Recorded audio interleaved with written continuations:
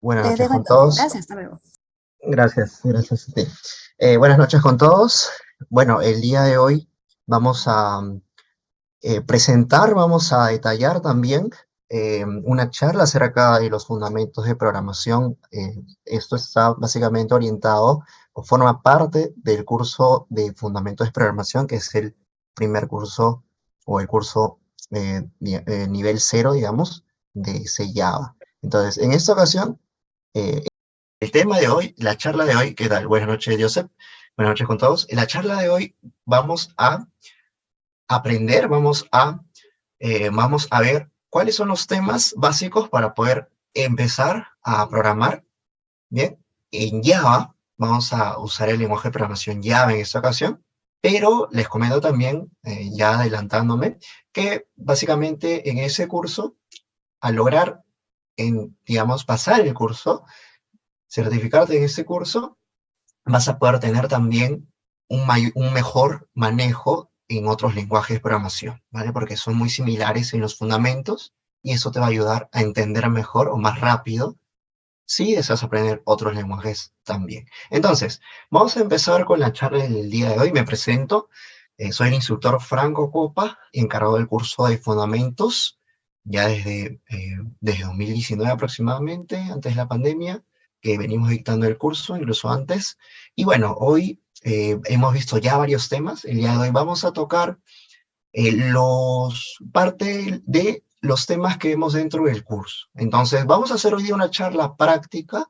Vamos a tratar de que sea algo práctico para que ustedes puedan aprender también y en sus casas, en sus equipos, tengan los conocimientos y el software necesario para que ustedes mismos puedan desarrollar sus propios algoritmos, ¿vale? Bajo los conocimientos que vamos a dar el día de hoy.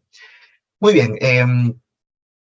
Primero, para poder realizar los ejercicios que vamos a ver el día de hoy y practicar, como por supuesto es los temas del curso de fundamentos y de esta charla, mínimo vamos a requerir lo que es la versión 8 de Java, del JDK, que es el kit de desarrollo de Java, que básicamente contiene todas las librerías, todo el conjunto de desarrollo para que ustedes puedan realizar su código en el lenguaje Java.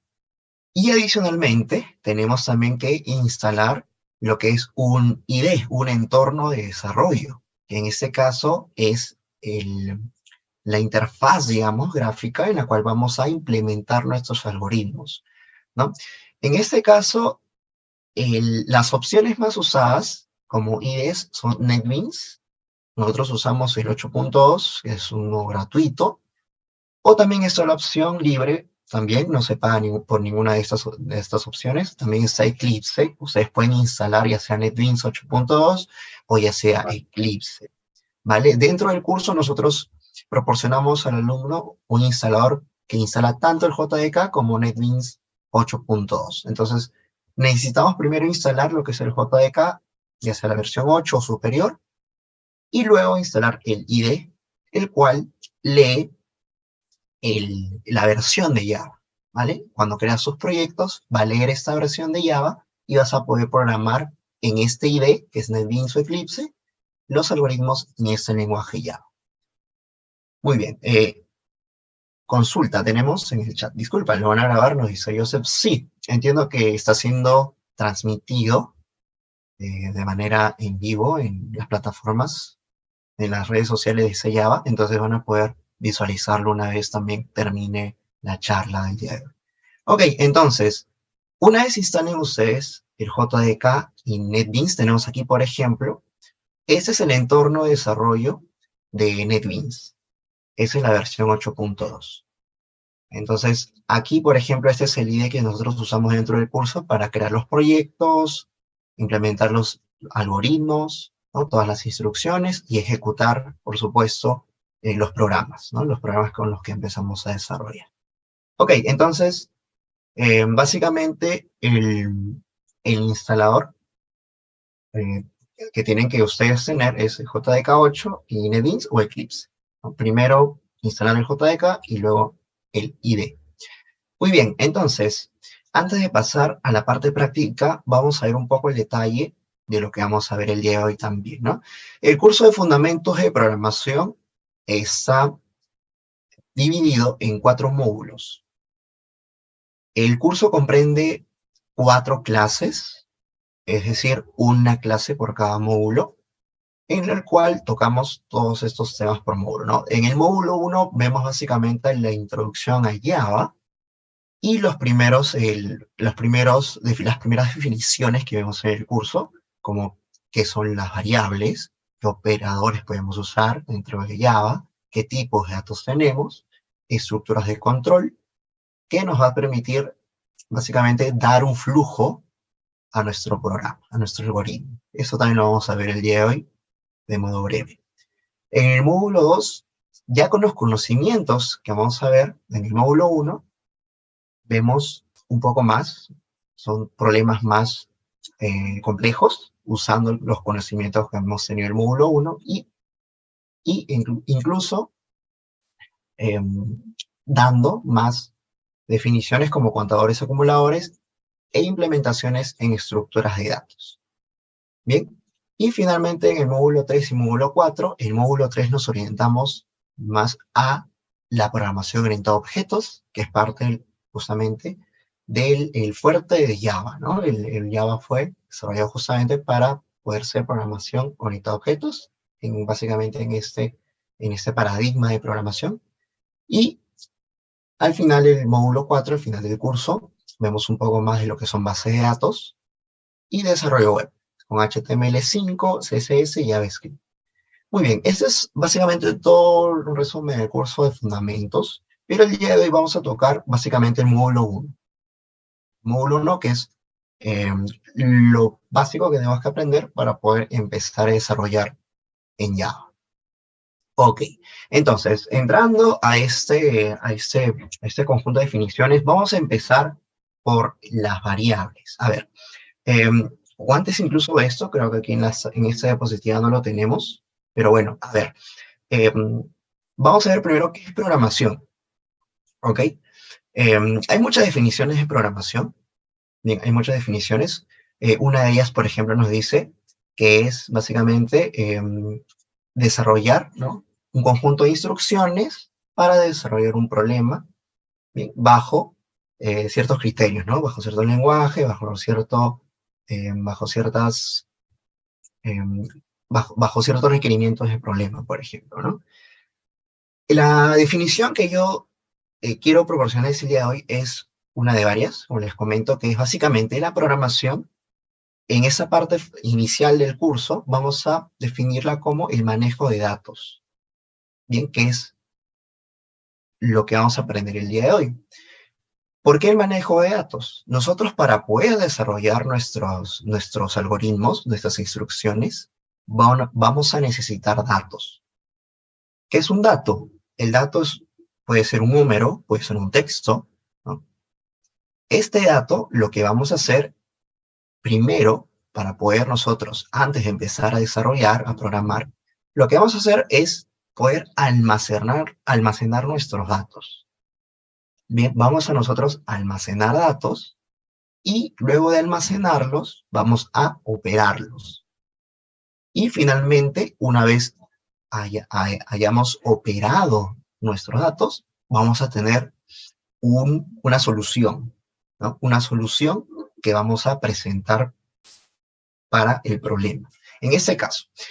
Entonces, si lo vemos de esta forma, bien, el manejo de datos, lo que vamos a aprender en esa primera parte es cómo almacenar un dato. ¿Y qué debes tú entender, qué debes tú tener en cuenta para poder tú crear un dato y almacenarlo? Muy bien, para ello nosotros vamos a usar variables. Para poder almacenar un dato en Java, vamos a usar variables. Entonces, una variable básicamente es un nombre dado a una ubicación de memoria. ¿Dónde vamos a almacenar nuestros datos? En la memoria, ¿no? Entonces, ¿y cómo lo vamos a hacer? Mediante una variable. Ok, entonces vamos a almacenar datos, como les comento, ya sean números, texto, datos booleanos, decimales, etcétera, con las variables. Entonces vamos nosotros a crear variables para poder almacenar un dato.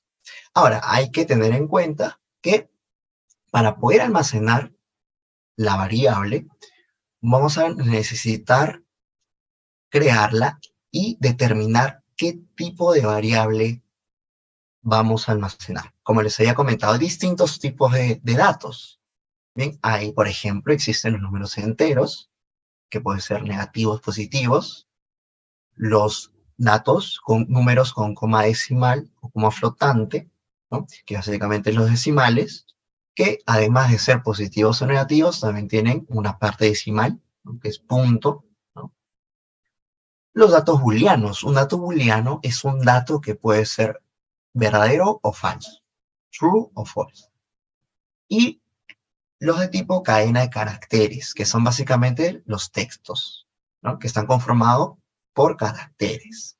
Bien, entonces, estos son los datos, ¿no? O los tipos de datos que nosotros vamos a poder almacenar. Entonces, si nosotros queremos almacenar, por ejemplo, el número 10, entonces tenemos que considerarlo como un tipo de número entero. Si vamos a almacenar, por ejemplo, un 10.5, tenemos que considerar un número con coma flotante o decimal, ¿no? Son datos diferentes, ya que se va a almacenar de forma diferente también en la memoria. Muy bien. Ok, entonces vamos a pasar ahora a ver cómo vamos a almacenar ese dato. Ok, entonces, supongamos que queremos almacenar un número entero. ¿Cómo realizamos ello? Vamos a crear una variable para almacenar ese dato. Entonces, lo que vamos a hacer, en este caso, vamos a trabajar con la sintaxis de Java para poder almacenar una variable. En Java, para poder almacenar una variable, usamos o la definimos a la variable con la siguiente sintaxis. Primero, para crear una variable, necesitamos primero indicar el tipo de dato que vamos a almacenar. Luego de ello, darle un nombre a la variable, que es su identificador. Y finalizar la instrucción con un punto y coma. Bien, en Java todas las instrucciones terminan en punto y coma. Bien, entonces, con esta sintaxis, con esta declaración que estamos haciendo, lo que se está realizando es una reserva de espacio en la memoria. Por ejemplo, aquí tenemos dos ejemplos. Queremos almacenar la edad de una persona. Para poder almacenar esta edad, tenemos que tener en cuenta qué tipo de dato es. En este caso es un dato numérico, ¿verdad? La edad de una persona es un número, pero en este caso hay que evaluar si es entero o decimal, ¿no? La edad no tiene parte decimal, por lo tanto sería una variable entera.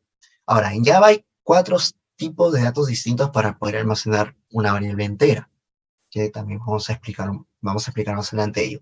Y uno de esos tipos de datos es el dato tipo int. Int, que es la abreviación de entero en inglés, ¿no? Int, espacio, mi edad, por ejemplo. Este sería el identificador o el nombre para esta variable que va a almacenar el dato de la edad, igual a 30, punto y coma. Ok, aquí ¿qué tenemos? Por ejemplo, habíamos dicho que la declaración de una variable es el tipo de dato seguido del nombre, nada más. Pero en este caso tenemos la declaración de la variable, que en este caso se llama mi edad, que es tipo int, ¿bien? Y tenemos un igual 30. Eso significa que ya le estamos asignando un valor inicial, un valor que va a almacenar esta variable en memoria. Entonces, en resumen, esta instrucción que dice int, seguido del nombre de la variable mi edad, igual a 30, punto y coma, todo esto es una instrucción.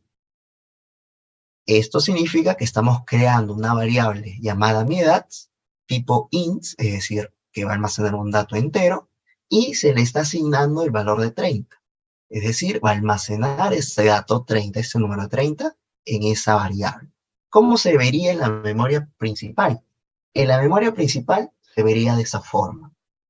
Bien, en un lugar de la memoria, que en este caso está representado gráficamente por un conjunto de celdas, ¿no? En un lugar de la memoria, en una celda, tenemos ahí almacenado el valor de 30, o vamos a tener almacenado el valor de 30. ¿Y cómo vamos a acceder a este valor de 30? Mediante el nombre de la variable, que es mi edad, ¿no? Mi_edad. Bien, entonces de esta forma podemos almacenar un dato, que en este caso es un número, en la memoria mediante una variable.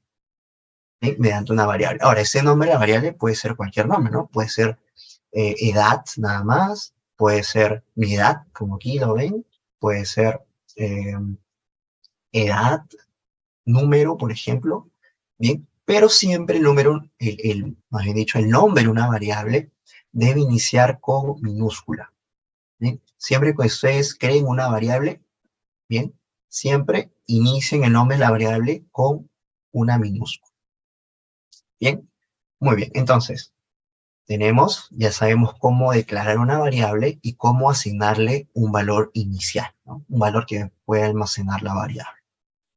Muy bien, entonces, ok, de esta forma nosotros almacenamos un dato en la memoria mediante una variable. Ok, pero qué más tenemos que saber? ¿Qué tipos de datos tenemos?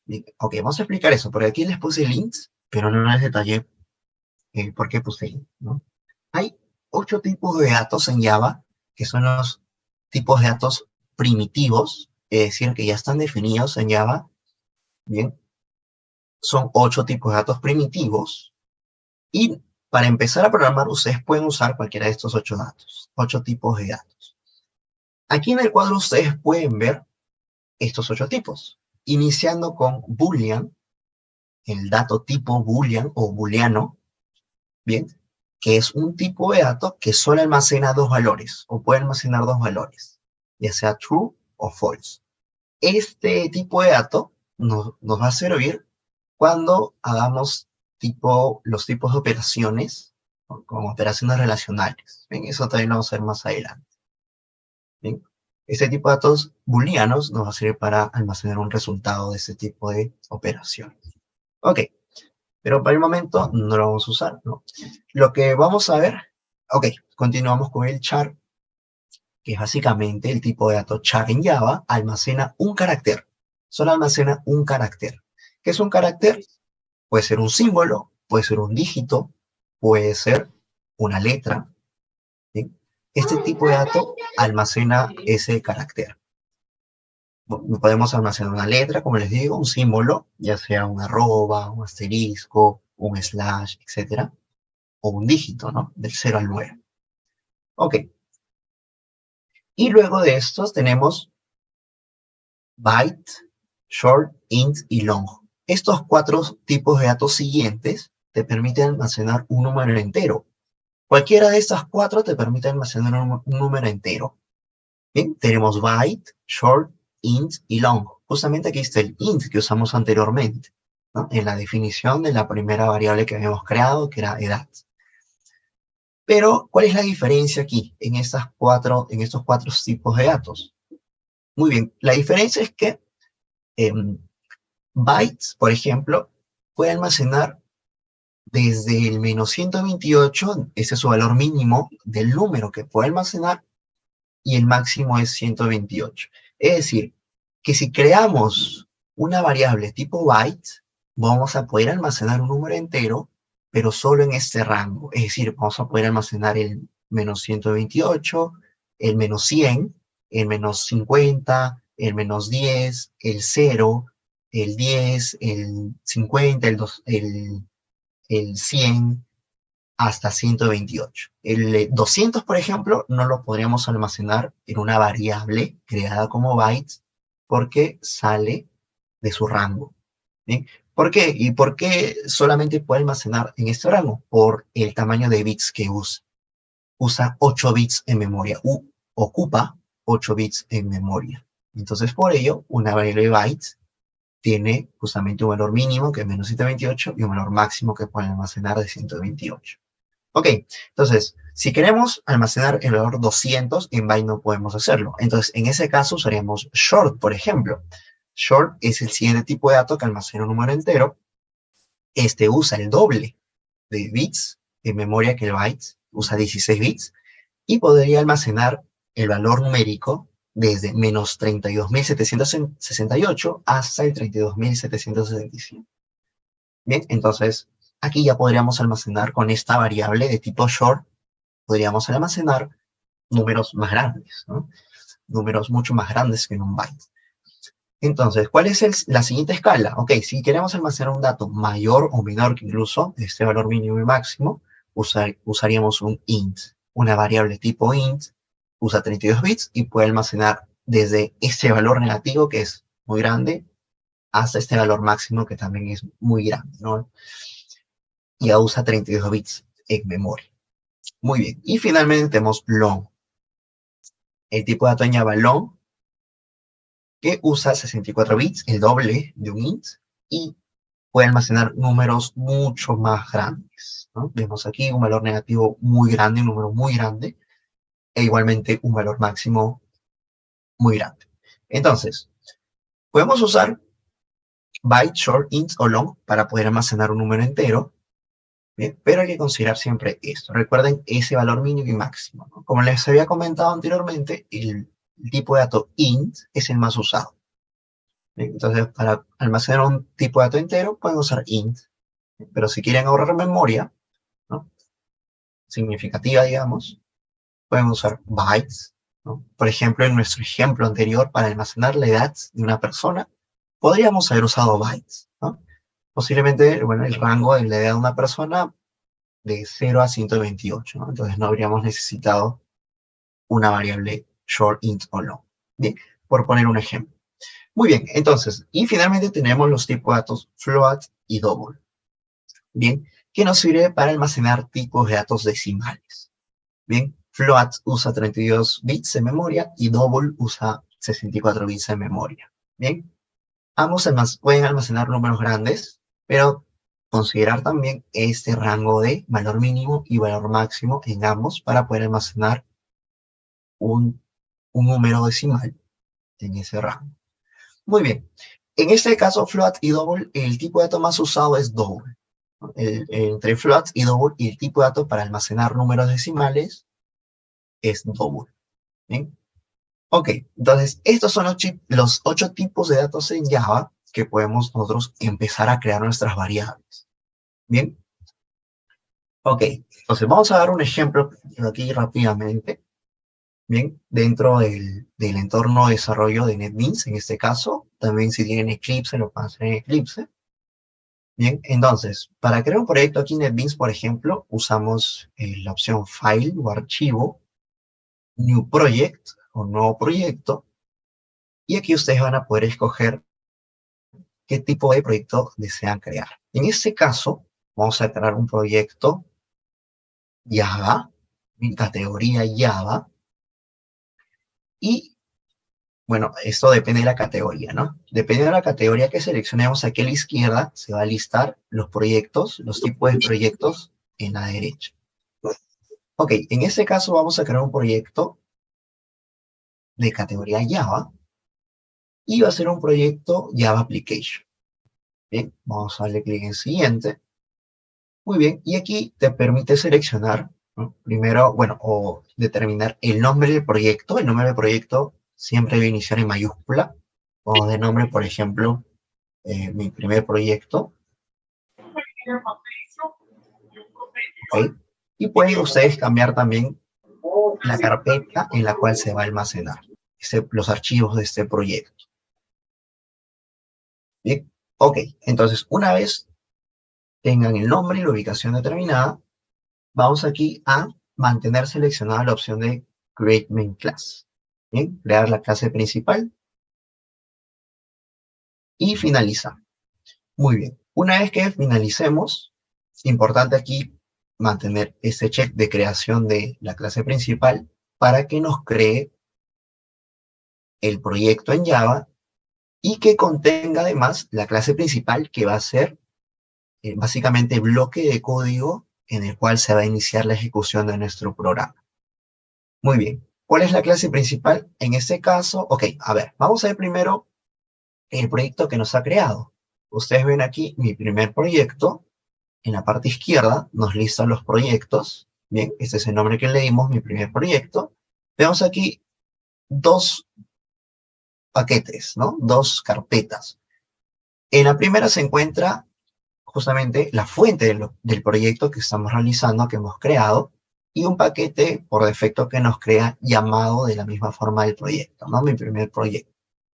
Y dentro de este paquete a la vez tenemos un archivo .java. El archivo .java que está aquí en la parte izquierda es el que tenemos aquí abierto, ¿no? Seleccionado para poder nosotros iniciar a colocar nuestras instrucciones, empezar a codificar.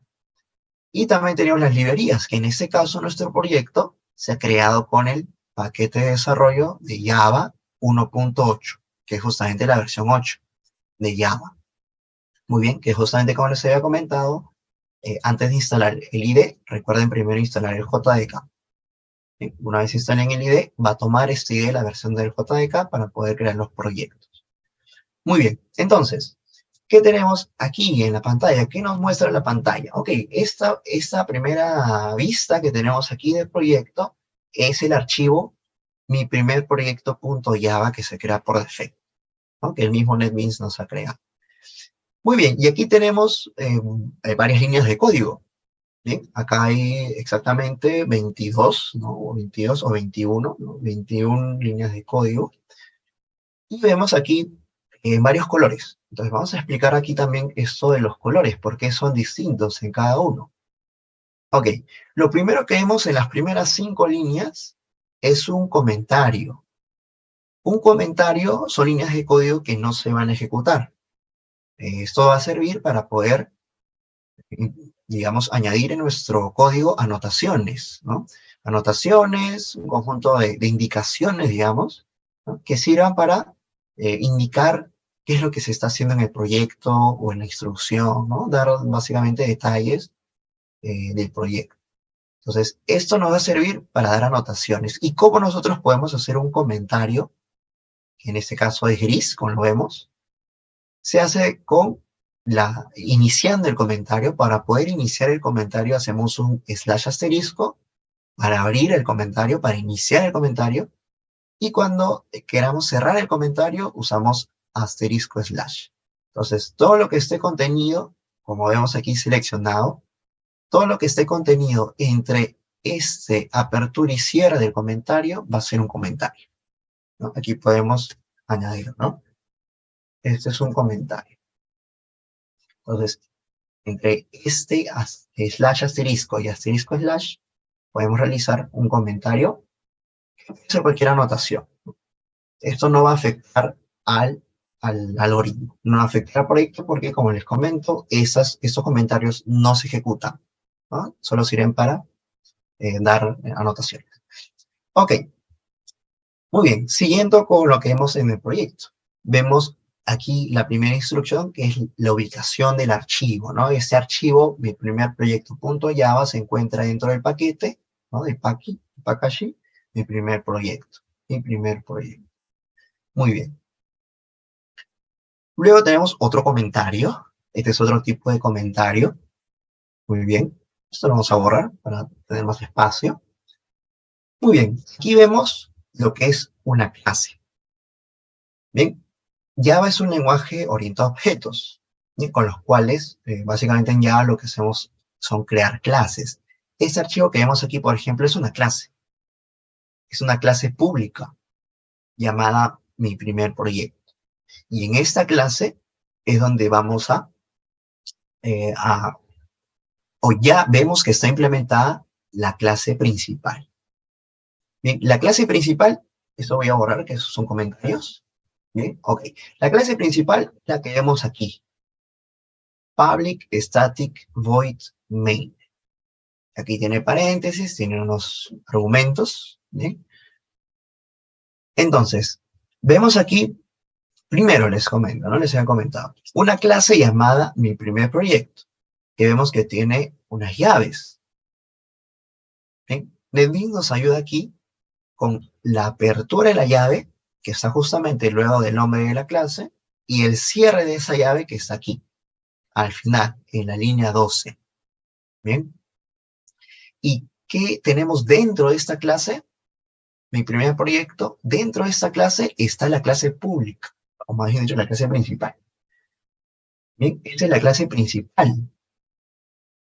Y lo que esté dentro de esta clase principal es lo que va a iniciar a ejecutarse cuando nosotros, valga la redundancia, ejecutemos el proyecto. Bien, esta es la clase principal. Justamente aquí, esta clase principal, ese bloque de código que se va a iniciar a ejecutar cuando hagamos clic, ¿no? Ejecutar el proyecto.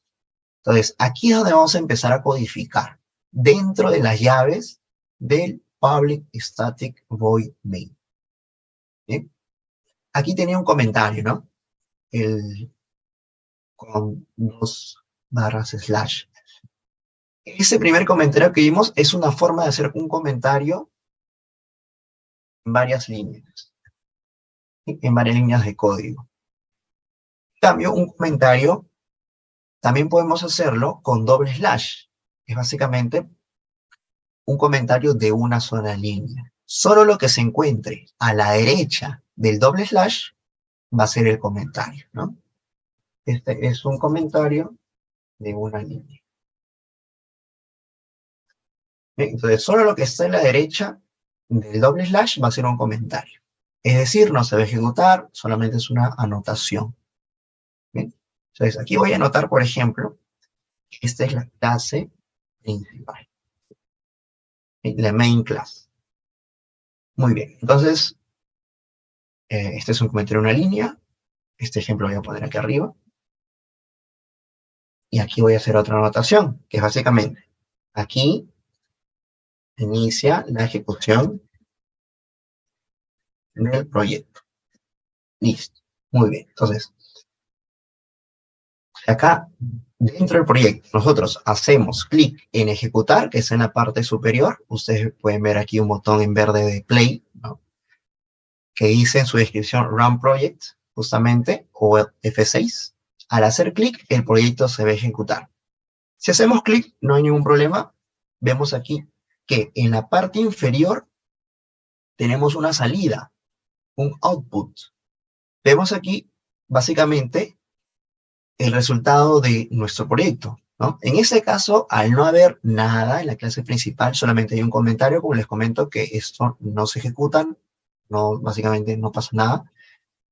Entonces, nuestro proyecto está vacío, ¿no? Nuestras líneas de código están vacías, por lo que vemos aquí que en la salida que nos da, básicamente este es como un log, ¿no? Este es un registro de lo que pasa al ejecutar el proyecto.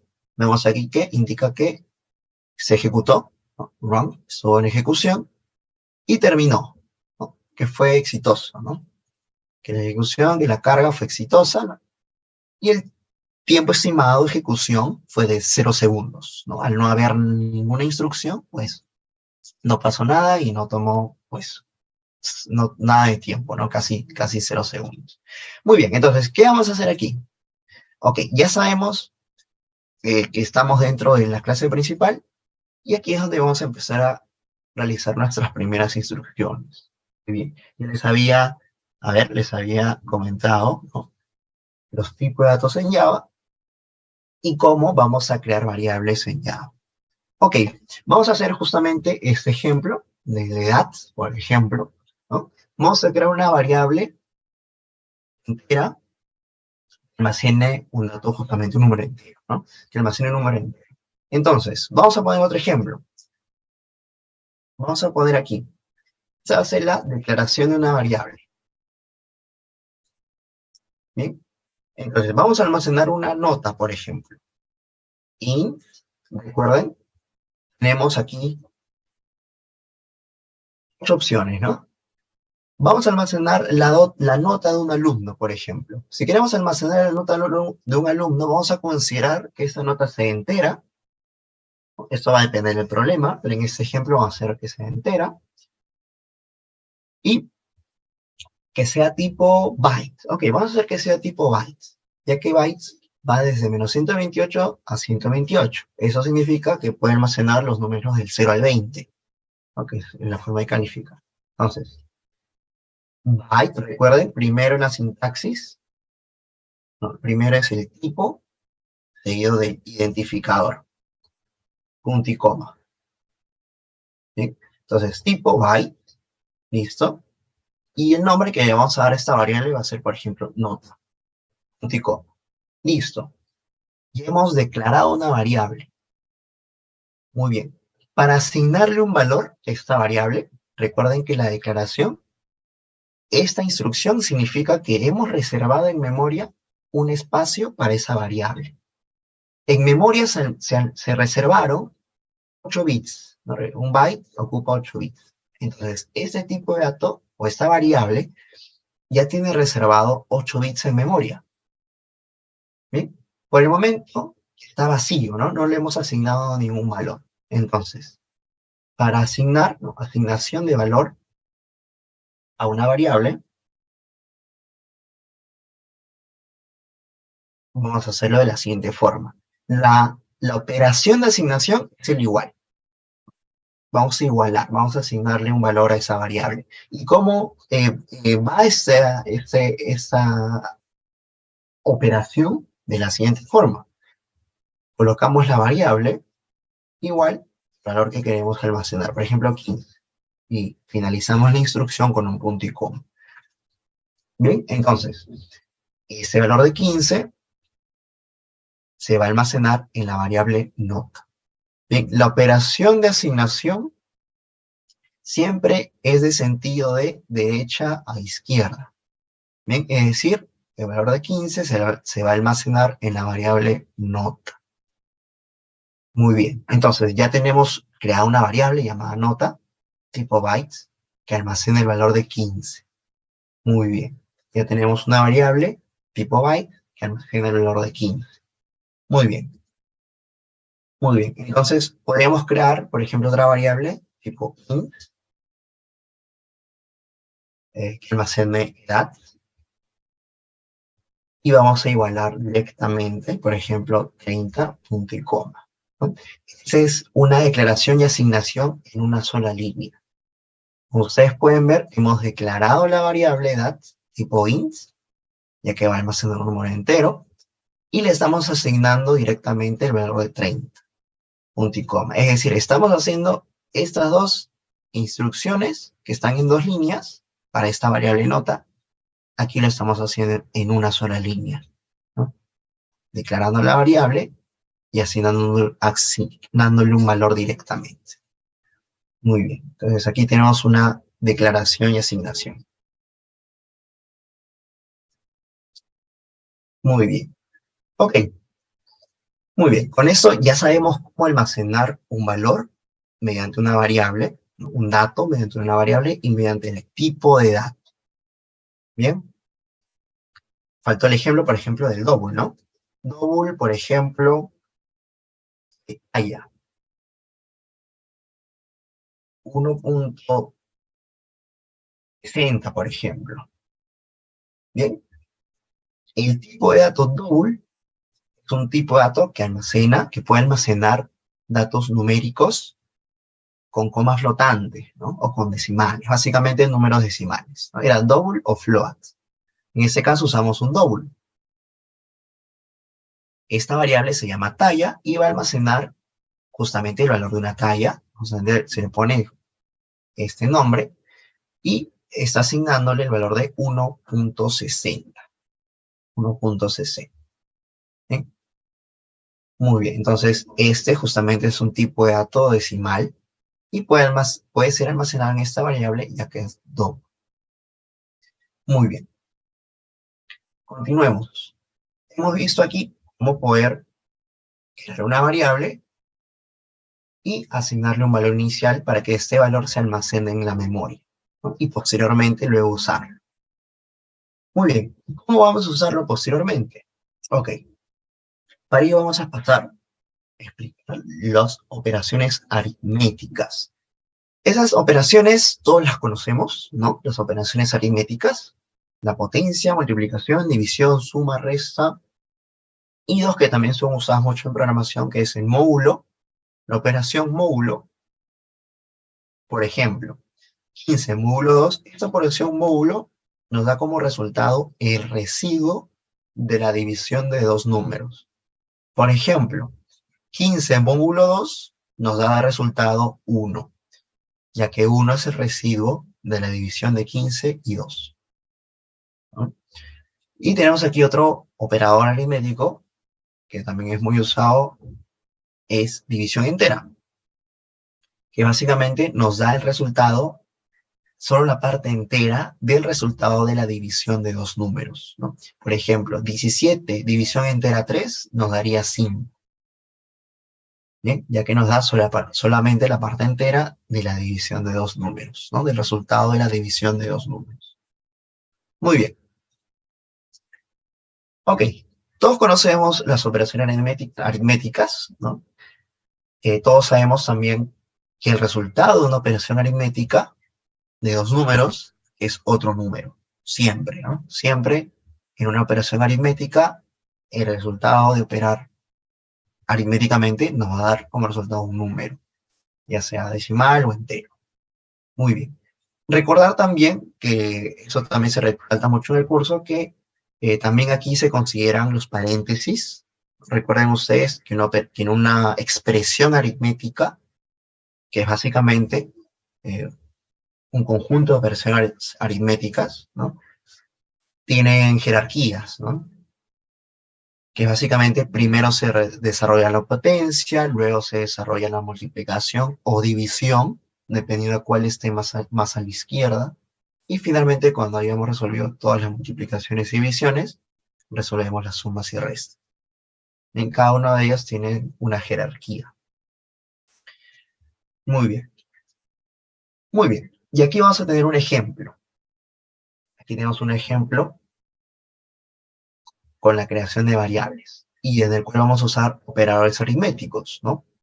Por ejemplo, aquí tenemos la declaración de una variable, que ya la conocemos, ¿no? Int, tipo int, llamada variable. Ese es el nombre, una declaración de una variable. Un ejemplo. Aquí tenemos otro ejemplo. Int a igual a 1. Estamos creando una variable llamada a, que va a almacenar un número entero, int, tipo int, igual a 1. Entonces, esta variable a va a almacenar el valor de 1. Tenemos otra variable, int b.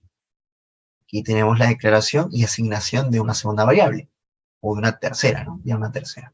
Entonces, esta variable b se le está asignando el valor de 2. La variable b va a almacenar el valor de 2. Tenemos aquí otra declaración. Int c, la variable c que se está declarando, va a ser igual a más b. Punto y coma. ¿Esto qué significa? Recordar primero, ¿no? La operación de asignación siempre va de derecha a izquierda. Entonces, al asignarle el valor de C de A más B, ¿qué valor tendría C? Sabiendo que justamente, está sencillo, ¿no? Que A almacena 1 y B almacena 2. Entonces, ¿qué va a pasar aquí?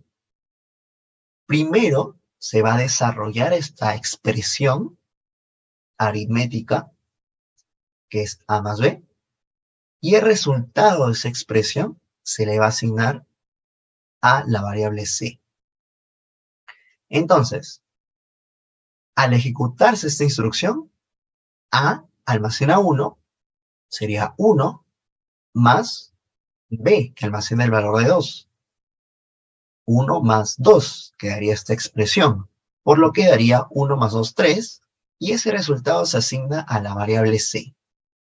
Entonces, C almacenaría el valor de 3. ¿Y cómo podemos nosotros ver esto? ¿Cómo podemos nosotros ver qué valor está almacenando una variable en memoria?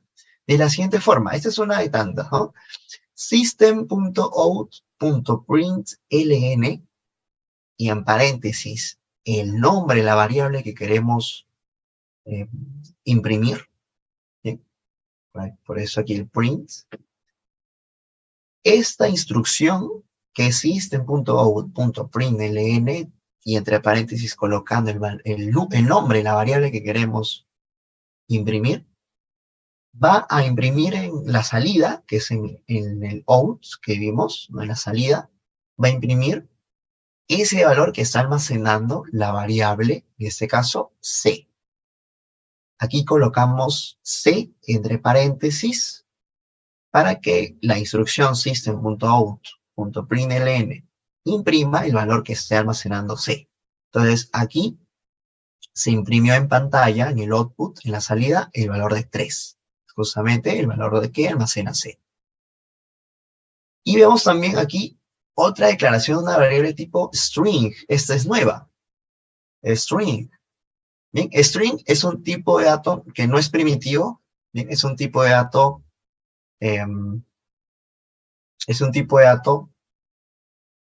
clase, digamos, o de referencia, también dicho, tipo de dato de referencia, bien, que no forma parte de los tipos de datos primitivos, no lo vimos en la lista de Boolean, char, byte y todos los 8, sino que es un tipo de dato de referencia, que almacena, nos va a servir para almacenar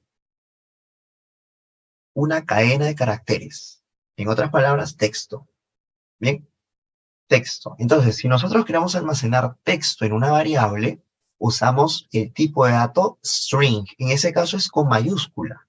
String sí es con mayúscula, a diferencia de los otros tipos de datos, ya que como les comento, string no es un dato primitivo, sino es un tipo de dato de referencia. Entonces, la sintaxis es la misma. Bien, la sintaxis siempre se va a mantener. Primero, el tipo de dato sería string, recuerden, string, seguido del nombre de la variable, que en este caso se le ha puesto nombre, y se le está asignando el valor para que almacene esta variable nombre una cadena de caracteres o un texto.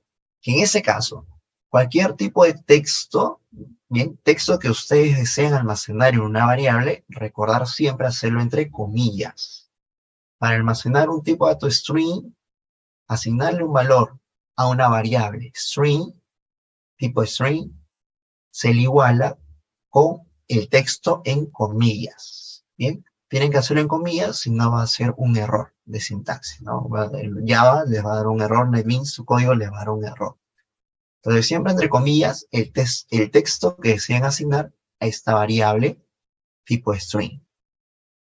Muy bien, aquí entre comillas vemos que se le asignó el valor Pepito. Bien, entonces, la variable nombre va a almacenar el texto Pepito. Bien, recordar, cada instrucción termina con un punto y coma. Y recuerden, ¿cómo vemos, cómo imprimimos el valor que está almacenando una variable en la pantalla? Con system.out.println, vemos aquí una segunda vez esta instrucción, y vemos entre paréntesis la variable que queremos imprimir en pantalla, ¿no? O el valor, el dato que está almacenando esa variable. Queremos que imprime el valor que almacena esta variable. Entonces, ponemos la variable nombre en los paréntesis, y vemos que nos imprime Pepito en pantalla. Bien, justamente para que se imprima lo que almacena la variable nombre. Bien, Pepito. Y recuerden siempre entre comillas, el texto, ¿no? Al colocar ustedes entre comillas, se está interpretando que esto es texto, ¿bien? Que es texto que se va a asignar. Muy bien, muy bien. Entonces, vamos a justamente ver, ¿no? La sintaxis, tipo de dato, identificador, asignación y el valor que se está asignando se almacena en la variable. Muy bien. Aquí recordar el ejemplo también, esta parte, ¿no? A más B. Se puede operar justamente variables. Por ejemplo, aquí. Vamos a ver otro ejemplo, ¿no? Vamos a declarar dos variables. Int A igual a 10.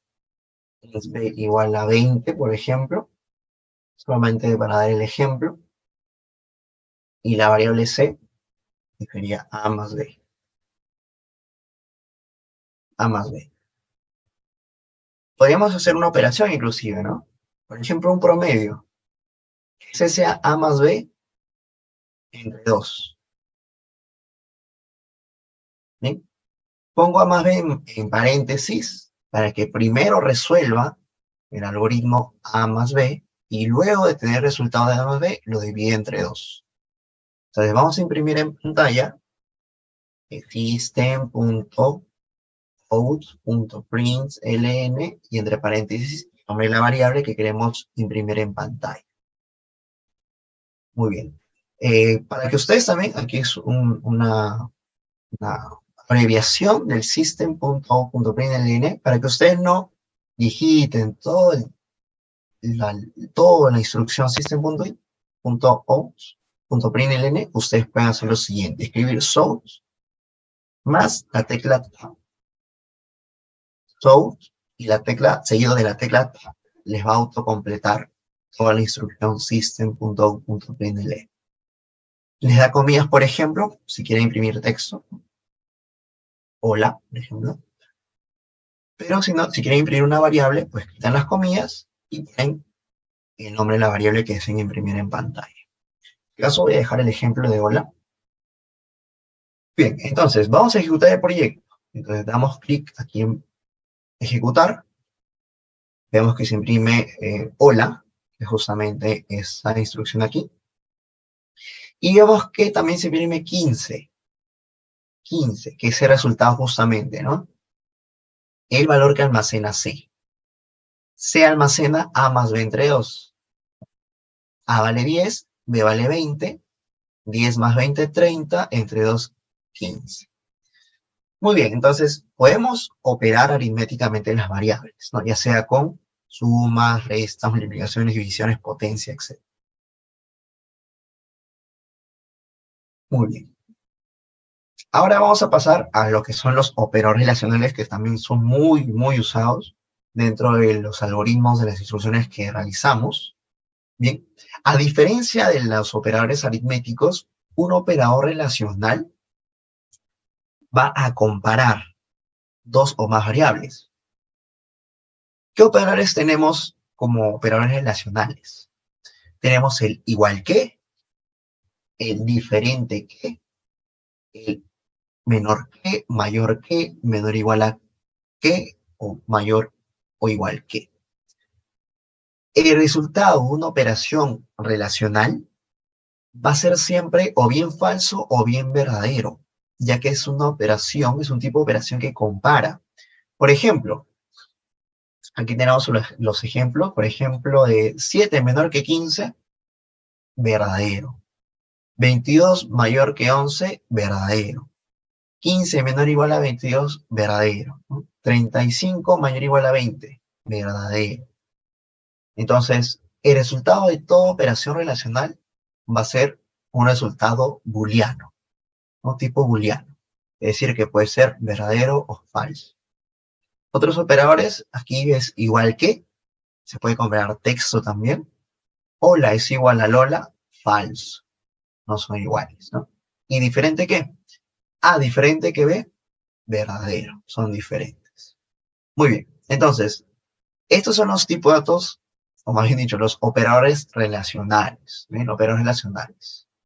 Y bueno, también tenemos los operadores lógicos, que también dan como resultado un tipo de dato booleano, que es verdadero o falso. Los operadores lógicos también son conocidos, ¿no? La negación, la conjunción y la disyunción. Bien, que básicamente engloba dos o más proposiciones, o una proposición, ¿no? En caso negativo.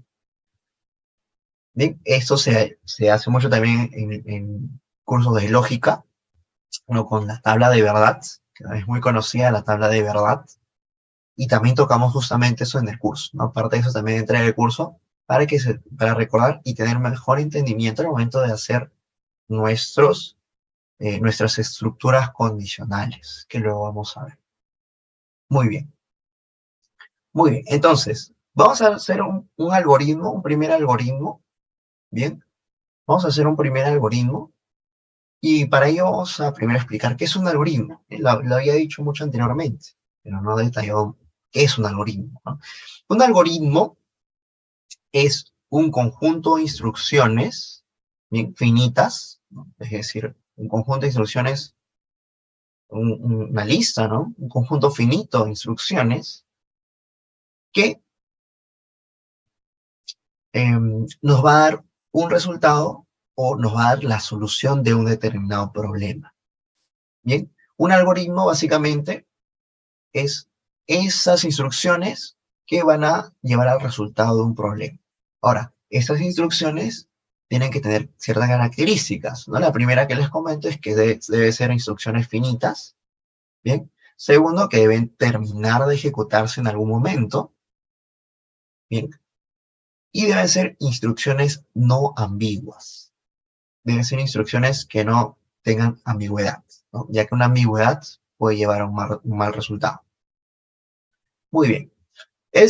Haciendo la analogía, básicamente, es como una receta, ¿no? Una receta con los ingredientes, ¿no? O con los datos, haciendo la analogía, nos dice una receta, por ejemplo, para hacer una ensalada, nos dice las instrucciones, los pasos que tenemos que hacer para que finalmente tengamos esa ensalada, ¿sí?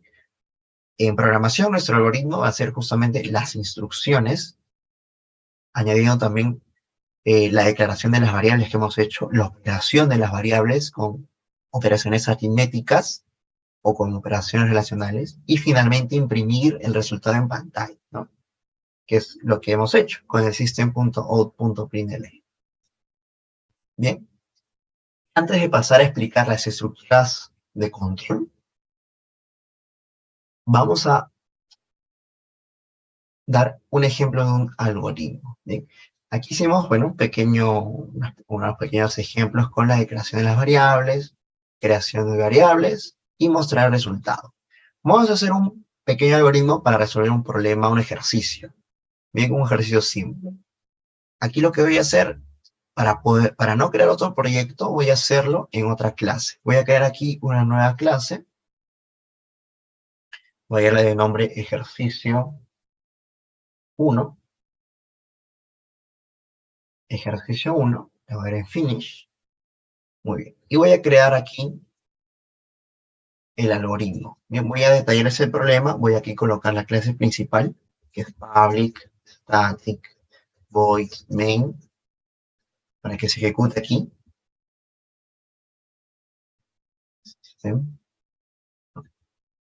String. Muy bien.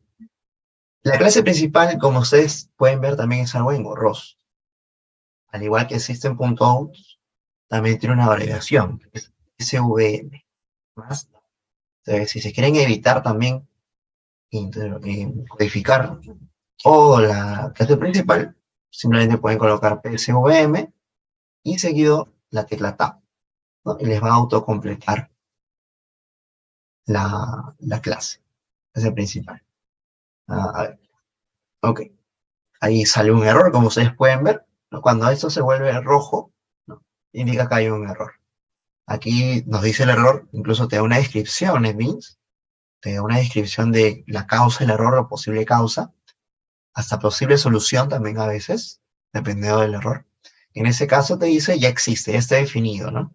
Entonces, por eso voy a borrar este de aquí. Muy bien. Entonces, aquí vamos a un algoritmo que haga lo siguiente. Por ejemplo, calcular el promedio de un alumno dado sus dos notas. Por ejemplo, S y 15, supongamos. Entonces, para resolver este ejercicio vamos a hacer un algoritmo. Bien, el algoritmo sería el siguiente. Tenemos que crear una variable por cada nota. ¿Sí? Una variable para la primera nota, otra variable para la segunda nota, y para el resultado también necesitamos otra variable, que en ese caso es el promedio.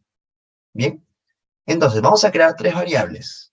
Int podría ser nota 1, int nota 2, y finalmente el int promedio. Entonces, en nota 1 vamos a almacenar, podemos hacerlo aquí directamente, el problema nos lo da, el valor de 13, nota 2, que almacene el valor 15, que es de la segunda nota, y el promedio no lo sabemos todavía. Bien, entonces vamos a operar para calcular ese promedio. Solo está declarado, no tiene un valor asignado.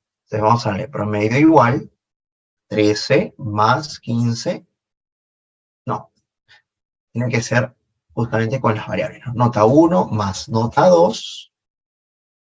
Todo esto entre paréntesis. Bien. Entre 2. Entonces nos va a dar el promedio de las dos notas. Nota 1, que es la variable. Nota 2, que es la siguiente variable. Todo eso entre paréntesis para que primero resuelva la suma. Y luego entre 2, ya que es un promedio simple. Muy bien, con eso ya tendríamos el valor del promedio almacenado en la variable promedio. Y finalmente mostramos el resultado en pantalla, ¿no? Escribimos out y colocamos, por ejemplo, el promedio es, dos puntos, otros out, promedio. Bien. Ahora, eso también se puede colocar en una sola línea, pero vamos a hacerlo de esta forma, ¿no? En uno colocamos el texto, que básicamente el mensaje de salida que se le da al resultado del problema, el promedio es, y otra instrucción donde imprimamos la variable, ¿no? El valor de la variable promedio, la cual ya ha sido calculada con la nota 1 y nota 2. Para ejecutar, en este caso, haríamos clic derecho, Run File, o ejecutar archivo. Bien, ya que si le damos play se va a ejecutar la otra clase principal. Entonces, dentro de esta clase, vamos a darle clic derecho para que se ejecute ese algoritmo, ¿no? Que está en la clase principal. Clic derecho, Run File. Y nos dice, el promedio es 14, ¿no? Justamente, ¿no? 13 más 15, 3 nos da 14. Entonces, tenemos aquí el algoritmo que resuelve este problema, ¿sí? O este ejercicio. Muy bien. Entonces, básicamente recordar, ¿no? Cuando ustedes desean resolver un problema, un ejercicio, primero revisar las variables que deben crear, ver si se les puede asignar un valor inicial, dependiendo de si el problema lo proporciona, calcular lo que el problema requiere, que en este caso es el promedio, ¿bien? Y finalmente mostrar en pantalla el resultado, ¿no? Son los tres pasos más importantes, ¿no? La declaración de la variable, las operaciones y la salida que se le da justamente al problema, ¿no? El resultado, ¿no? La muestra de resultado. Muy bien, entonces esos pasos, esto sería un algoritmo, básicamente, para resolver este ejercicio. Muy bien, ahora, esto estamos viendo aquí, que es un algoritmo lineal, ¿no? Como vemos, al ejecutar un proyecto, un algoritmo, siempre se va a ejecutar secuencialmente, es decir, línea por línea. A nosotros ejecutar un proyecto, primero se ejecuta, bueno, se ejecuta desde la línea 1, 2, pasando por la 6, ¿no? Lee aquí la clase principal y aquí es donde inicia la ejecución, ¿no? Entonces, inicia la ejecución declarando una variable nota 1 y se le asigna el valor de 13, entonces en memoria al ejecutarse esta instrucción, ya en la memoria hay una variable llamada nota 1 y está almacenando un valor de 3. Luego de eso ejecuta esta siguiente instrucción, igualmente se crea una variable llamada nota 2, almacenando el valor de 15, se termina esa instrucción, continúa la siguiente, declara una variable promedio, tipo int, en este caso solo reserva el espacio de memoria para esta variable promedio, más aún no tiene ningún valor asignado, ningún dato que esté almacenando, sino un valor vacío. Y luego de ello, vamos aquí al proceso, ¿no? Las operaciones. En este caso, se calcula nota 1 más nota 2 entre 2. El resultado de toda esta expresión de derecha a izquierda, ¿no? La asignación de derecha a izquierda, se resuelve esto, y el resultado se le asigna a la variable promedio. Ahora sí, la variable almacena un valor, que es el resultado de esta expresión, y finalmente en pantalla se imprime ese valor que hemos calculado. El promedio es seguido del valor que almacena la variable promedio. Muy bien. Ahora, como les había comentado, ¿no? Todo es de manera secuencial.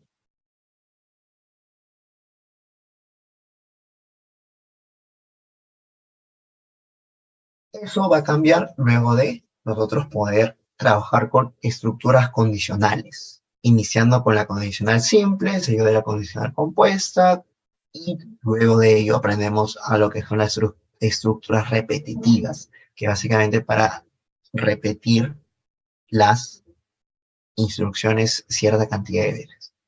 Vamos a hacer esto primero con la condicional simple, vamos a hacer un ejemplo sencillo también con la compuesta, y allí lo veríamos. Muy bien. Ajá, a ver, tenemos consultas. Muy bien, chicos. A ver, yo sé una consulta. Y es posible. Te recomiendo buscar, porque creo que el tiempo no nos va a dar. Igualmente te recomiendo buscar lo que es escáner, el tipo de escáner, que se escribe escáner. Es el tipo de escáner. Básicamente eh, te permite ingresar por teclado mediante la salida un valor para tu nota 1, nota 2. Bien, si nos da el tiempo podremos realizarlo también.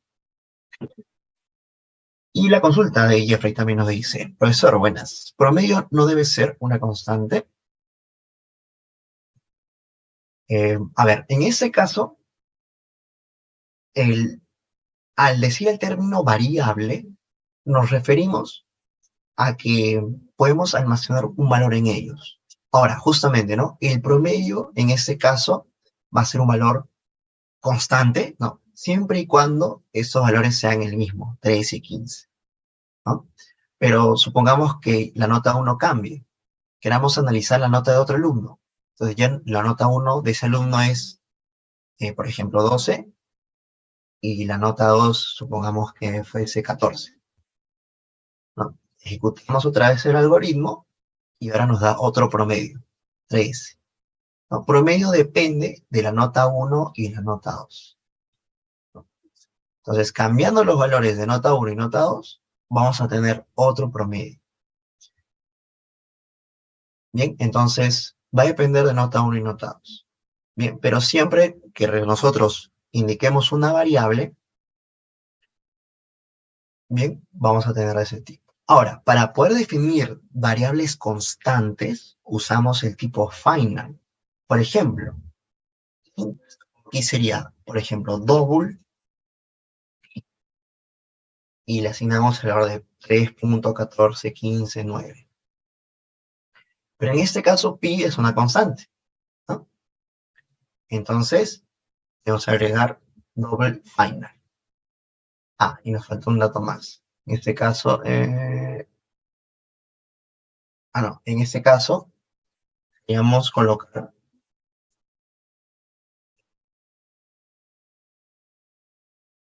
se usa la palabra reservada,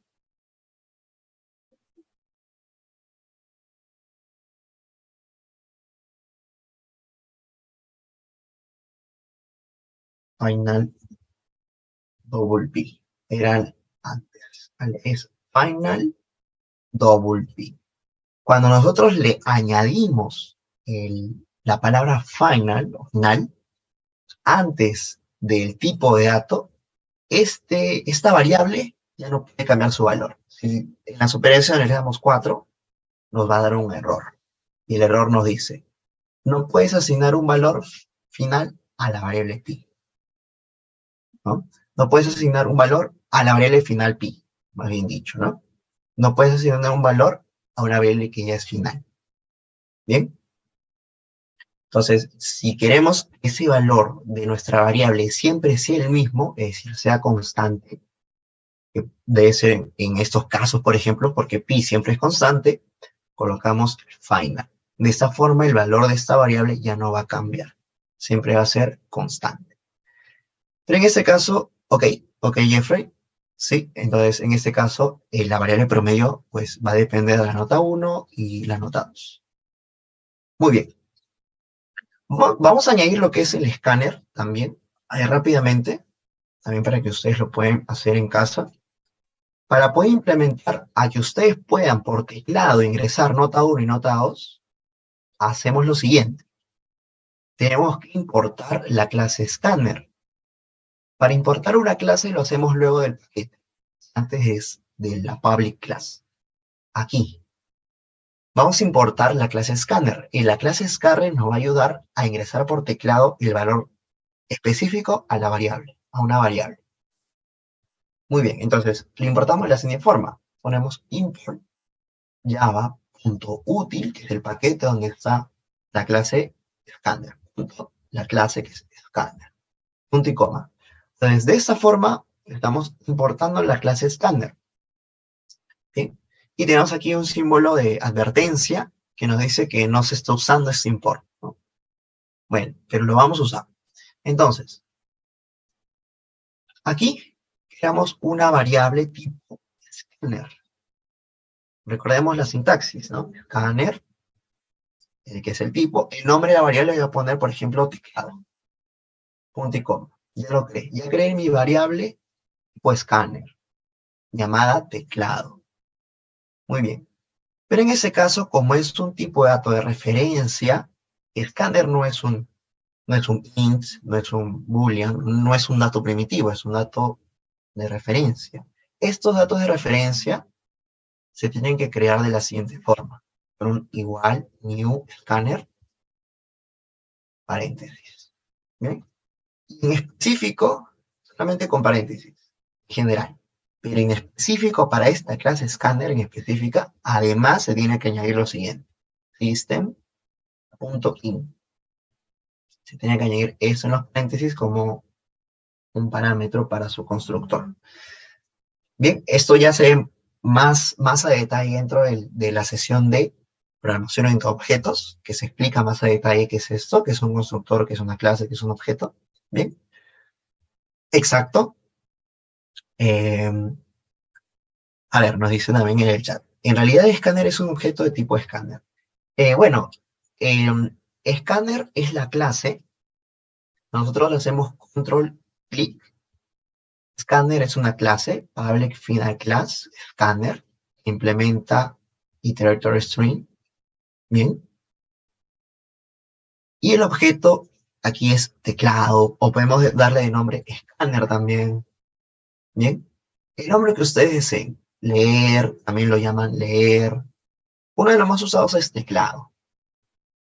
Vamos también a poner scanner en minúscula, recuerden, en minúscula es el nombre de la variable. Entonces, esta es la clase, que es el tipo, scanner, y ese es el objeto, que es un nombre específico para esa variable de tipo scanner. Bien, entonces vamos a darle teclado. Pueden ponerle cualquier nombre como les comento, ¿no? Teclado, scanner, leer. Muy bien, entonces teclado es el objeto, scanner es la clase, en mayúscula. Como es mayúscula, ese es el tipo de autorreferencia, esta es la clase. Muy bien, entonces, cuando ustedes ya tengan importado la clase y definido el objeto de esa clase, que es teclado en este caso, o en otras palabras, declarado una variable de este tipo escáner, en otras palabras, ¿no? Ya pueden usar esta variable. Pueden usar esta variable, un objeto también llamado, para poder leer los datos por teclado. Entonces, vamos a eliminar esta igualdad a nota 1 y nota 2, ya que vamos a ingresar por teclado. Muy bien. Y antes de operar el promedio, porque aún no sabemos qué valor tiene nota 1 y nota 2, vamos a ingresar aquí por teclado esas notas. Por ejemplo, nota 1 va a ser igual a lo que ingresemos por teclado. ¿Cómo indicamos aquí para que ingresemos por teclado? Con esta variable que hemos creado. Teclado, punto, y aquí hay que ver, analizar o recordar qué tipo de dato es esta variable. Nota 1 es tipo de dato int. Ok, entonces aquí NetBeans te ayuda inclusive. Al colocar el nombre de la variable de escáner, punto, digamos, te ayuda a completar lo que es la función, la instrucción que te permite leer. En este caso es next, seguido de el tipo de dato que es int, pero en mayúscula, empezando en mayúscula. Next, int. Como ven aquí, int está solo la primera en mayúscula. ¿Sí? Si fuera un double, sería next, double. Si fuese un byte, sería next, byte. Solo con el B en mayúscula, ¿no? En este caso es un tipo int. Nota 1 es int. Entonces sería next, int. ¿bien? Y abrimos, cerramos paréntesis, punto y coma, ¿bien? Entonces, si fuese un double, sería next double, como les comento, ¿no? Next double, paréntesis, punto y coma. Aquí nos da error porque nota 1 es un, no podemos hacer un next double, ¿bien? Entonces, aquí, con esto de aquí, con esta instrucción, ¿qué estamos haciendo? Que lo que ingresemos en el teclado, eh, toda esta expresión que vamos a crear, toda esta instrucción, va a tomar ese valor de lo que ingresemos por teclado, ¿y qué va a hacer? Se le va a asignar, recordemos, de derecha a izquierda, ese valor que ingresamos a nota 1. ¿Ven? Toda esta expresión, esta instrucción, va a tomar el valor que ingresamos en teclado y se la va a asignar a la nota 1. Vamos a hacer lo mismo con la nota 2. Nota 2, igual, teclado, punto, next, igual, ¿bien? No cambia nada, porque también es int, ¿bien? Muy bien. Con esto ya leemos la nota 1 por teclado y la nota 2. Y luego de ya tener estos valores asignados, recién se calcula el promedio. Y finalmente se imprime el promedio. Muy bien. Entonces vamos a ejecutar. Vamos a ejecutar el algoritmo, clic derecho, run file. Ahí está. Ok. Vemos que se quedó en blanco la salida. ¿Qué está pasando? ¿Por qué está en blanco? Ok, lo que sucede es que al momento de ejecutarse el algoritmo, se ejecutó. Se declaró la nota 1, se declaró la nota 2, el promedio, aquí tenemos una variable pi, el escáner, ya está también en memoria, y luego sigue esta instrucción, nota 1 igual a teclado.nextInt. Entonces, ¿qué pasa aquí? ¿Por qué está en blanco? Porque en esta instrucción está esperando que tú ingreses algo en el teclado. Y recién cuando ingreses algo en el teclado y presiones Enter, eso que ingresaste se le asigna la nota 1. Entonces lo que está pasando aquí está esperando, el algoritmo está esperando, o esta instrucción en específico está esperando que tú ingreses un valor. Ok, ingresamos por ejemplo 10. Enter. Listo. Ese 10 que ingresamos aquí se asignó a la nota 1. Muy bien. ¿Qué instrucción sigue? Nota 2. Igual a teclado.nextInt. Ok. Está esperando ahora a la nota 2. Ingresamos por ejemplo 12. Enter. Muy bien. Nos dice el promedio es 11. 10 más 2 entre 2, 11. Aquí, para evitar esto que acabamos de ver, por ejemplo, les recomiendo siempre que pidan un valor con un escáner, ser una referencia, ¿no? Aquí en nota 1 antes de pedir la nota 1 en teclado, aquí antes, colocar, por ejemplo, un texto, imprimir un texto que diga ingresen la nota 1, por ejemplo. O simplemente nota 1. Como es un texto descriptivo, lo ponemos entre comillas, ¿no? Igual en la nota 2, system.out.println, nota 2, 2 puntos. Guardamos, clic derecho, ejecutar, y vemos que ahora sí. Nos dice nota 1. Ok, entonces tiene más sentido cuando colocamos esa descripción. Nota 1, por ejemplo, 16, nota 2, 18, enter, promedio 17. Muy bien, entonces de esta forma se usa el escáner. Recuerden, el import primero y luego la creación de este objeto, ¿no? O de esta variable tipo escáner. Pero la sintaxis es la misma. Cuando van a replicar su escáner en sus proyectos, háganlo de esta misma forma, pero pueden cambiar solo el nombre, ¿no? Puede ser leer, puede ser teclado, pero recuerden usar siempre ese mismo nombre en sus peticiones de esas variables. Muy bien, seguimos.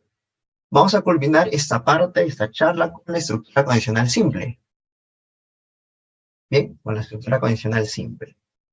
Y la compuesta también, la compuesta, para que ustedes puedan ver la opción de los booleanos, cómo se usan ese tipo de expresiones relacionales. Muy bien, una estructura condicional y una estructura condicional compuesta, o una estructura condicional en general, nos va a permitir cambiar el flujo de ejecución de nuestro algoritmo. ¿Cómo es esto? Ok, vamos a hacerlo de modo ejemplo, para que se pueda entender mejor. La condicional simple nos dice, si la condición que colocamos es verdad, debe ejecutar cierto conjunto de operaciones. Y si la condición que coloquemos es falsa, no se debe ejecutar nada. Pero ¿de qué condición estoy hablando? Ok, la sintaxis para una condicional simple es un if, que es el si en inglés, condicional, ¿no? Si se cumple, o if, entre paréntesis, seguido sigue luego de este if una expresión relacional o una comparación, y seguido de esto, del cierre de este paréntesis, siguen unas llaves. Dentro de las llaves van a estar las operaciones que se van a ejecutar en caso esta expresión relacional que está en paréntesis sea verdad. Pero si esta expresión relacional es falsa, no se va a ejecutar nada de lo que está dentro y simplemente sale del if. Cuando es verdad esta expresión relacional, se ejecutan las operaciones, y cuando es falsa esa expresión relacional, no se ejecutan esas operaciones. ¿Bien? Muy bien. Entonces recuerden la sintaxis. If, paréntesis, llaves. En los paréntesis va a estar la expresión que se va a comparar o que vamos a evaluar, y en llaves las operaciones que se van a ejecutar en caso la expresión sea verdad. Muy bien, rápidamente. Por ejemplo, en este caso, vamos a añadir algo más a este ejercicio. Muy bien. Imprimir en pantalla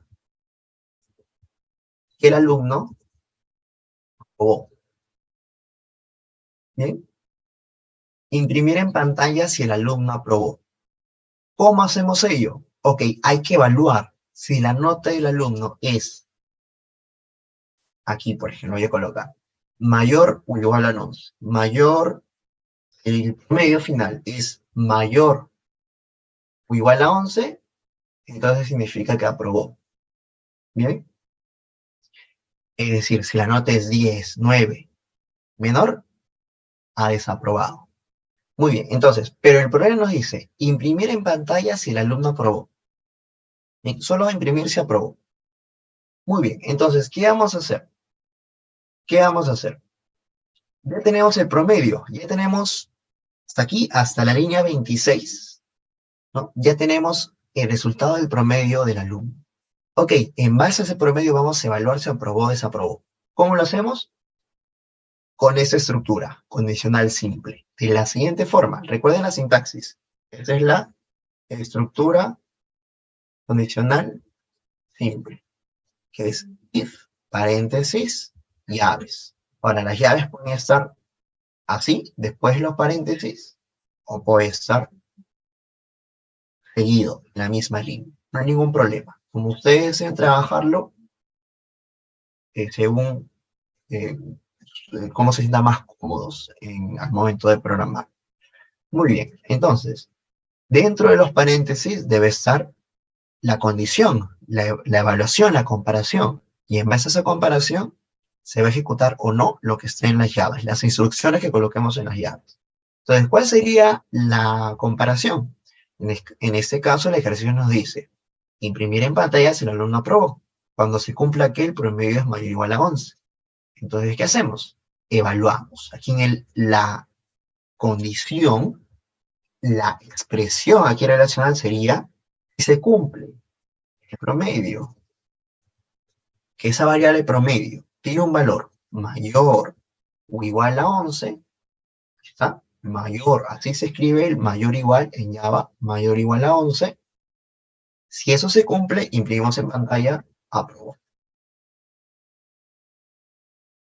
Ahora, ¿qué pasa si esto no se cumple? Pues no se va a ejecutar esto, ¿no?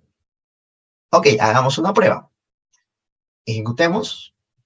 Ok, supongamos que el alumno sacó de nota 1 16 y nota 2 18. Su promedio es 17 y se imprime aprobó. ¿Qué pasó aquí? Muy bien, ya sabemos cómo se resolvió todo esto, se dio el promedio, se imprimió el promedio, que es 17, y se evaluó.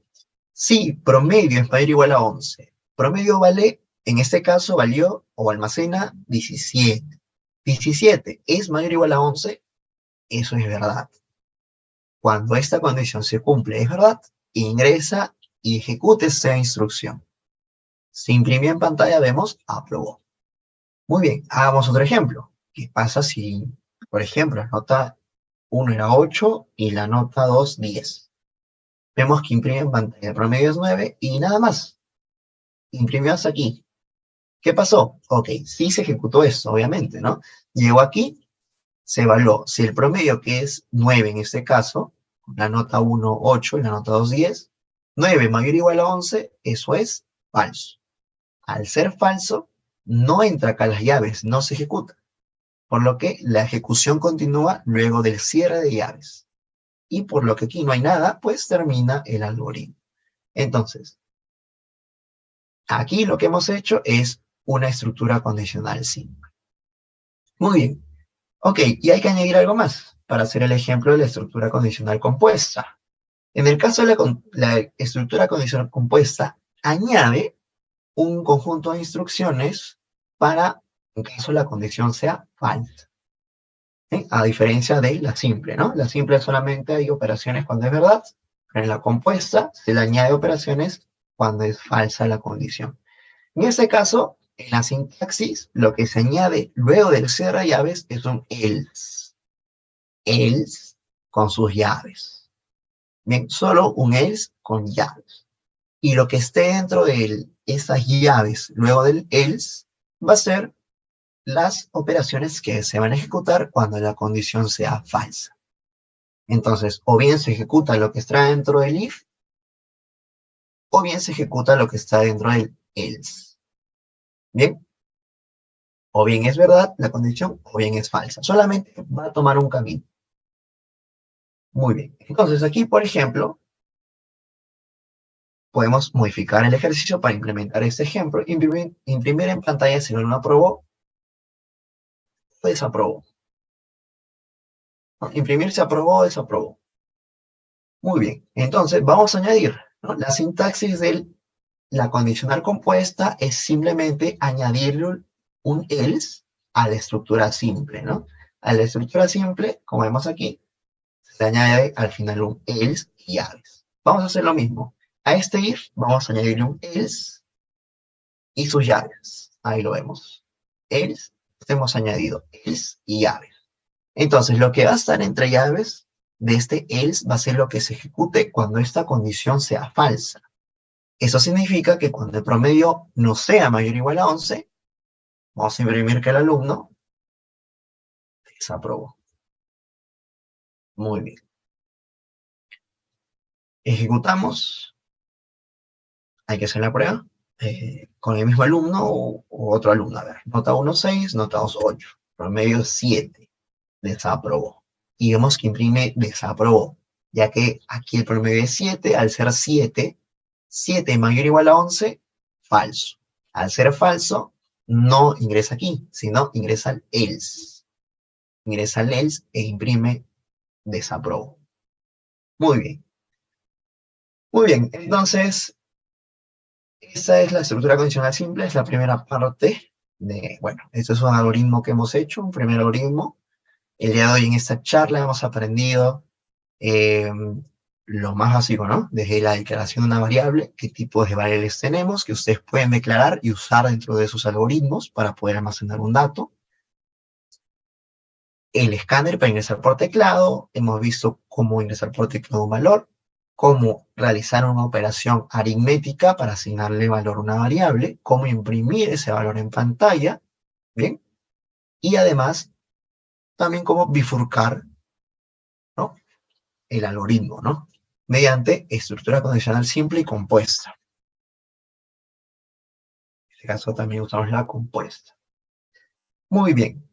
Entonces, no sé si hay alguna duda, alguna pregunta, chicos, antes de pasar al cierre de la charla y complementar todo lo que hemos aprendido el día de hoy. Pueden escribir en el chat, pueden levantar la mano también si desean, si hay alguna duda, consulta. Muy bien. Ok, muy bien, Jeffrey. Muy bien, chicos. Entonces, esa primera parte que he introducido, parte de esta charla, es la parte inicial del curso de fundamentos. De hecho, en el curso se ve mucho más de los módulos que les he comentado. Luego, los temas que ya son más complejos, los cuales vemos, son estructuras repetitivas para poder repetir instrucciones con while, también con do while y for, que también forma parte de esas estructuras repetitivas. También vemos lo que son las estructuras de datos, o arrays, o vectores, que nos permiten almacenar variables del mismo tipo en un arreglo, ¿no? En una fila, digamos, ¿no? Entonces, esa es la primera estructura de datos que vemos en programación. Es la estructura más simple y con esta ustedes pueden iniciar dentro de estas estructuras de datos. Bien, en el curso vemos la programación de objetos, que es uno de los paradigmas de la programación, en la cual se basa en clases y objetos, ¿no? Dentro del curso definimos qué es una clase, qué es un objeto, hacemos ejemplos, creamos clases y a partir de estas clases creamos objetos. Un ejemplo lo hemos hecho con el escáner, ¿no? Creamos bueno, la clase ya estaba creada, la clase escáner ya estaba creada, lo que hicimos fue importarla y crear un objeto de la clase escáner. Y bueno, aquí otro ejemplo, ¿no? Una clase, básicamente, es una abstracción de una entidad, que en ese caso puede ser un alumno, ¿no? Una clase es una plantilla, es un molde que creamos de una entidad a fin de crear varios objetos de esta entidad, de esta entidad, ¿no? Si queremos, por ejemplo, almacenar los datos de varios alumnos, de una lista de alumnos, ¿qué hacemos? Creamos una clase llamada alumno, definimos las características, que pueden ser nombre completo, DNI, fecha de nacimiento, y las acciones que va a realizar este alumno, y en base a esta clase, creamos varios objetos, varios alumnos, y que cada objeto almacene, o que cada alumno ya creado en base a esta clase de alumno almacene su nombre, su DNI, su fecha de nacimiento, ¿no? Entonces, nuestras clases que nosotros creamos nos va a servir para crear objetos en base a esta clase. Muy bien. Bueno, esos son también parte de la clase de objetos, que son los campos, ¿no? Las características de la clase que vamos a almacenar por cada objeto que creamos a partir de la clase, ¿no? Cómo acceder a estos datos, a estos campos de cada objeto en este caso, ¿no? Aquí está la forma, aquí recordando, cómo crear un objeto a partir de una clase. Lo hicimos de la siguiente forma. Recuerden la sintaxis del escáner. Escáner, le pusimos nombre primero de la clase, que es escáner, seguido del nombre del objeto que le pusimos teclado, igual a new, le pusimos un new, escáner, y entre paréntesis, bueno, indiqué, ¿no? Justamente en este ejemplo, que en el caso de escáner, es una de las clases que se tiene que colocar aquí este tipo de argumento, ¿no? System.e. Pero en general, es la sintaxis. Clase, objeto, igual a new, seguido en la clase nuevamente. Muy bien. Muy bien. Bueno, dentro del curso también vemos, bueno, los métodos, que también es muy importante dentro de cada objeto. Dentro de inclusive métodos también se ve dentro del paradigma de programación estructurada. Si conocen el lenguaje C++, ¿no? O C, el lenguaje C también usa métodos, los famosos métodos o funciones o procedimientos. Muy bien, y bueno, dentro del curso, como les comento, de fundamentos, también vemos lo que son bases de datos. Ese modelo relacional, vemos lo que es el lenguaje SQL, ¿bien? Con creación de tablas, ¿bien?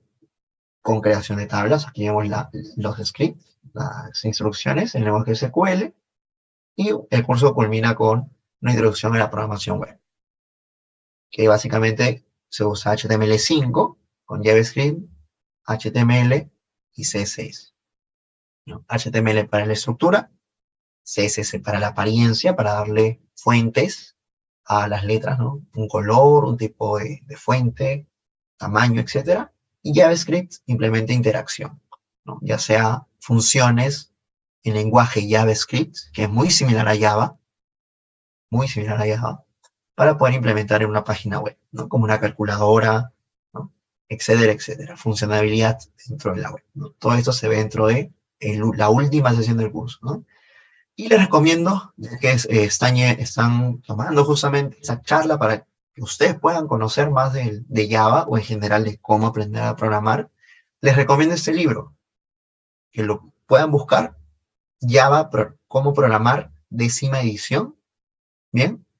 De Paul Dietrich y Harvey Dietrich. Les recomiendo mucho, que es, aquí ustedes van a ver todo lo que hemos hecho hoy día, o lo que hemos visto hoy día, está dentro de este libro. está dentro de este libro con más detalle inclusive, ¿no? Con mucho más detalle y es un apoyo. Dentro del curso también vemos el libro para que ustedes también puedan complementar. Entonces, si desean también seguir aprendiendo, seguir, inclusive como el ejercicio de hoy que vimos, también hay ejercicios de este tipo en el libro, para que ustedes puedan en sus casas practicar con los ejercicios del libro y con lo que hemos visto el día de hoy. ¿Sí? Les recomiendo buscar ese libro y poder resolver, ¿no? Resolver los ejercicios conforme a la teoría que también del libro. Tenemos otra consulta. ¿En el curso se toca interfaces con Swing? Sí, sí, Jeffrey. También usamos, digamos, hay una clase que justamente en el módulo 3, no me equivoco, para usar, vemos lo que es Swing. Ajá. Vemos aquí justamente Hot Option Paint, vemos el uso de etiquetas, campos de texto, área de texto, botones, implementamos un par de juegos, un juego de dados, implementamos también lo que es un juego de piedra, papel o tijera, justamente con estos diseños de botones, de forma aleatoria para jugar con la PC, por ejemplo. Bien, y también justamente en la sesión 4 del módulo 3. Muy bien, chicos. Entonces, bueno, recomendarles justamente el libro, que es básicamente, está mucho de lo que vemos en el curso, para que ustedes también lo puedan tomar en cuenta, ¿no? Pero el curso es también práctico y se ve esos temas. No sé si hay otra consulta, duda. No, Jeffrey, gracias por la pregunta.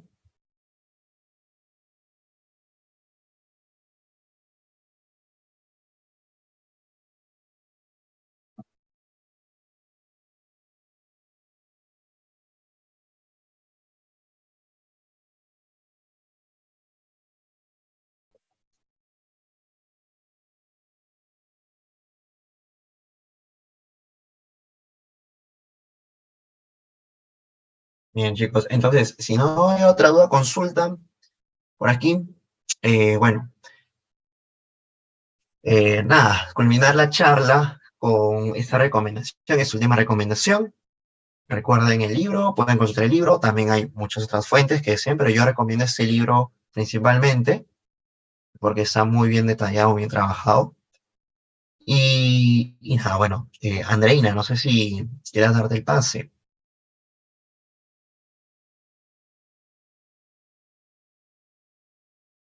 Gracias, Joseph, gracias, Roxana, gracias a ustedes por su asistencia. Quería dar el pase al área académica. Andreina, ¿estás con nosotros?